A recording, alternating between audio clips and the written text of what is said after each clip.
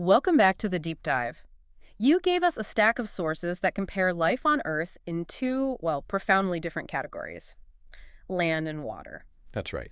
Our mission today is to really dissect the fundamental differences between terrestrial and aquatic food webs. And see how those differences shape everything. I mean, everything, right up to the surprising economic value of the biggest predators out there. So we're talking about core structural differences in these ecosystems. Exactly. We talk about trophic levels, your position in the food web. And for decades, ecologists have been stumped by this simple, systematic difference. Why does the basic structure of a massive forest look so different from the basic structure of the open ocean? And that structural difference, it starts right at the bottom right, with the classic pyramid of numbers. Mm-hmm. In your typical forest or grassland, the producers, they have to dominate. You have this massive base of trees or grass supporting a smaller layer of herbivores. Which supports an even smaller layer of carnivores. It's a solid pyramid. And that works fine on land. But when you look at the open ocean, it frequently violates this rule. It totally flips it.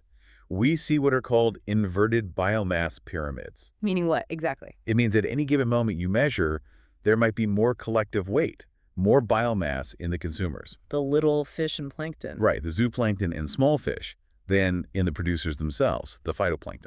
Which, on its face, just sounds impossible. It's like saying the total weight of all the cattle is greater than the total weight of all the grass they eat. How does that even work? It works because we have to think beyond just static weight.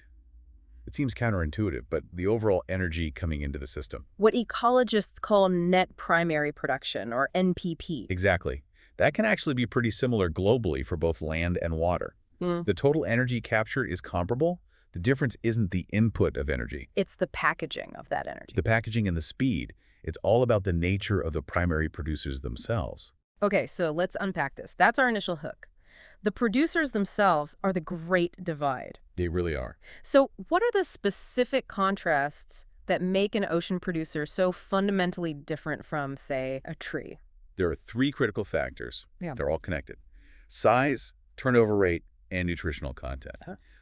On land, the base is dominated by these huge, structurally complex plants, trees, bushes, grasses. And all that structure, it requires a huge upfront investment in stuff that's not even that nutritious just to stand up and fight gravity, right? Absolutely. They need massive supporting tissues, trunks, stems, things made of carbon-rich cellulose and lignin. That is incredibly expensive to produce. Meanwhile, in the ocean, The primary producers are mostly unicellular phytoplankton. They don't need any of that carbon-heavy scaffolding. They just float. that incredible lack of structure has to translate into a massive speed advantage. I mean, how much faster are we talking? The contrast is, Yeah. it's just staggering. Phytoplankton have mass-specific growth rates that turn over their biomass about 1,000 times faster than a forest ecosystem. 1,000 times. 1,000 times. And about 100 times faster than grasslands. A forest might take a century to replace its biomass. Phytoplankton can do it in a matter of days. And that instantly solves that inverted pyramid puzzle. It does. If you measure the base at any one instant, it looks tiny, but it's really a tiny factory operating at maximum warp speed, constantly feeding that massive consumer layer above it. Precisely. And the composition of that food is also radically different. This is where stoichiometry comes in. Which is just the balance of chemical elements, right? Like carbon versus nitrogen and phosphorus. Yeah, exactly. Because land plants spend so much energy on structural tissues, they become nutrient poor. They're packed with hard carbon, but pretty dilute in the good stuff, the N and P. So if you're a terrestrial herbivore, you've got a real challenge. You have to eat just enormous quantities of tough, carbon-heavy leaves. Spending all this energy to extract just a tiny amount of usable protein. Whereas a little copepod in the ocean, It's grazing on phytoplankton, which is almost all nutrient-rich photosynthetic machinery, high in N and P. It's like the difference between eating a salad made of wood chips and eating a protein shake. So for you, the listener, the key difference is this.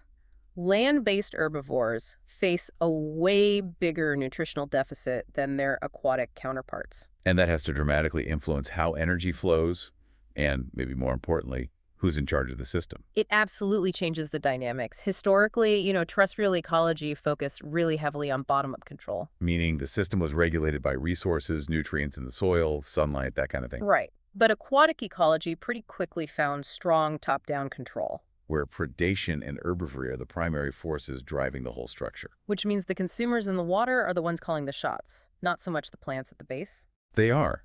And the flow rates are just wildly different. Aquatic herbivores, the zooplankton, they remove 3 to 4 times a greater proportion of the primary productivity than land grazers do. They're just much more efficient eaters. Far more efficient. They eat the base more effectively, more immediately, and that's what sustains those huge consumer populations we talked about. And what about when things die and become detritus? On land, that's where you get this massive, slow decomposer community. And that's another crucial difference. On land, you get these huge, slow-moving pools of biomass in the soil, fungi, bacteria. They're abundant, and they're mostly safe from being eaten. But in aquatic systems, The decomposers are also super efficient, but they themselves are getting eaten constantly. They're quickly consumed by zooplankton and other filter feeders. so on land, the energy gets kind of trapped in this slow underground food web. But in the water, that same energy is immediately recycled right back into the main food web. The whole system is just incredibly tight and fast. Tighter, yeah. And the indirect effects of predation, what we call trophic cascades, are generally much, much stronger in water. So if you remove a top predator in a lake, the effect on the algae at the bottom is way more dramatic than what you'd see on land. Much more. And here's where it gets really interesting. The mechanism behind that strength is something called allometry. Okay, simplify that for us. Allometry is just about how an organism's size scales with its function.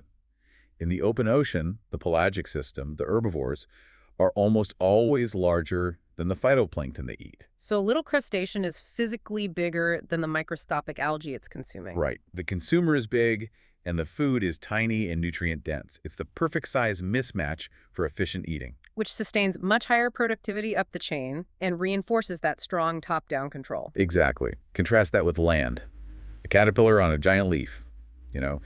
The herbivore is often way smaller than the plant, or at least the part of the plant it's eating. So the sources are suggesting that the weaker top-down control on land isn't because land predators are bad hunters. No, not at all. It's because that key middle link, the herbivore-plant link, is just inherently less efficient.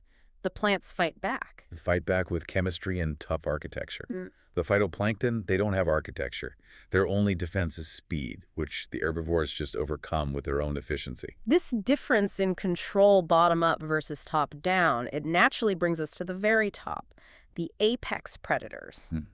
And these animals, they aren't just icons anymore. We're now understanding they're structurally essential. They provide these powerful ecosystem services. Yeah, that's the term for it. Beneficial functions of nature that humans actually rely on. And the decline of large carnivores, well, it leads to widespread instability, overgrazing, disrupted nutrient cycles, and critically, loss of carbon storage. We tend to think of their function only in terms of the consumptive effects. And that's part of it, for sure. Direct predation, like wolves keeping elk from destroying a forest. But the non-consumptive effects might be even more powerful. The behavioral changes? Exactly, the landscape of fear. How does that fear translate into a measurable service for the ecosystem? The mere threat, the scent, the awareness that a cougar or a tiger is around, it causes prey animals to change their behavior. They avoid risky areas. So instead of just munching on the best plants all day, They graze less intensely overall. They shift to safer, maybe less nutritious areas, or they just spend more time looking over their shoulder instead of eating. it's not just about the one elk that gets eaten, it's about all the other elk choosing to eat somewhere else, somewhere they feel safer, even if the food isn't as good. Precisely. They're spreading out the grazing pressure, giving the whole ecosystem a chance to breathe and recover. And the sources show this behavioral change alone can dramatically increase carbon storage in plants, By how much? sometimes by a factor of 1.4, just because the plants are buffered from that constant, intense grazing. And beyond just buffering plants, the data shows they're literally moving nutrients around. Oh, absolutely. Look at grizzly bears and river otters in the Pacific Northwest. They're eating migratory salmon coming back from the ocean. And those salmon are basically swimming nutrient capsules, right? Packed with marine nitrogen and phosphorus. They are. And when the bears or otters catch them, they drag them hundreds, sometimes thousands of meters inland. They deposit those marine nutrients through their scat and, the leftovers. Creating these little nutrient hotspots on land. Big ones. This can increase soil nutrients in those spots by 100 to 600%. Wow. And that nutrient boost, it directly translates into faster growth for the trees around them, boosting local carbon retention by up to 25%. It's a full-service, ecosystem-scale fertilization system, all driven by a predator. That level of service is clearly necessary, but when you're talking about massive conservation efforts, it often comes down to dollars and cents. How can ecologists put a reliable dollar value on a bear pooping in the woods? We use what's called the ecosystem services valuation approach. Basically, you translate that natural function into the avoided cost of replacing it with human technology. Okay. And the sea otter is the perfect poster child for this. They're often called the gardeners of the kelp forests. And why is that gardening so important for the global climate? Sea otters are apex predators that eat sea urchins. They're like little lawnmowers of the seafloor. They're ravenous herbivores. So if you take the otters away, You trigger that classic, powerful aquatic trophic cascade. The urchin population explodes and they just decimate the lush kelp forests, turning them into barren wastelands. and kelp forests are vital carbon sinks. Globally vital. So the otter saves the kelp and the kelp sequesters carbon. We can actually quantify that financial benefit. How do you do that? We can use the Bering Strait ecosystem as an example. In that region, with healthy kelp forests, the estimated annual carbon storage is about 49,621 kilograms. Okay, so that's the service provided. Right. Then we use the estimated cost of human-engineered carbon capture, which is about $86 per ton. So you're calculating the price of the service we don't have to pay for because the otters are doing it for free. That's the one. And when you run the numbers, the total annual avoided costs, face of the otters, comes out to a massive $4,267,424.06. Over $4 million a year just from that one service. That's from that one service in that one region. That is a staggering number. But what about the other side of the ledger? What does it cost to protect the otters? Well, ecologists calculate all the annual expenses, monitoring, electronic tagging, anti-poaching patrols, education, all of it. The estimated total annual expenditure is about $1,251,182. So if we weigh the cost of conservation against the huge financial benefit from the kelp forests, The conservation effort generates a net annual return of over $3 million. a net annual profit of $3,016,242.06 to be precise. The finding is just conclusive. Conservation intervention is significantly cheaper than the monetary benefit it generates. Protecting that predator isn't just a biological necessity, it's a sound, profitable investment in the global climate economy. That's a phenomenal conclusion to this deep dive. We started by solving the puzzle of the inverted pyramid, tracing it back to those fundamental differences in producers, tiny, fast plankton versus big, slow trees. That difference explains why top-down control is stronger in aquatic systems. And we wrapped by putting a price tag on the role of keystone predators, showing their behavior delivers climate and nutrient services worth millions of dollars in avoided costs. But no matter the structure of the food web, we always have to remember that absolute physical limit, energy pyramids are always upright because of the 10% law. That's right. Energy transfer is incredibly inefficient. Most of it's lost as heat and waste. And this restricted flow, it creates a really hidden danger in our modern systems. Biomagnification. Because life concentrates matter, it also concentrates our chemical pollutants. Exactly. Toxins like PCBs that accumulate in fatty tissues. Yeah. Their concentration just explodes as they move up the food chain. So the concentration in a top predator, like a fish-eating gull, can be Millions of times higher than in the surrounding water. The very structure that supports life can become a deadly trap for our chemical waste. a truly sobering thought to end on. We learned today that aquatic food webs often have generalists, things that eat based on size. Terrestrial webs, on the other hand, often rely on specialists, like an insect that needs one specific plant to survive. So considering that difference in specialization, here's a final thought for you to explore. How might these two types of food webs respond differently to a massive, sudden environmental stress, like rapid climate change or habitat destruction? Which type of food web, the tight, fast, generalist aquatic one or the slow, specialized terrestrial one, would be more resilient, and which one would collapse fastest? Something to think about. Something to ponder until next time. Thank you for joining us for the deep dive.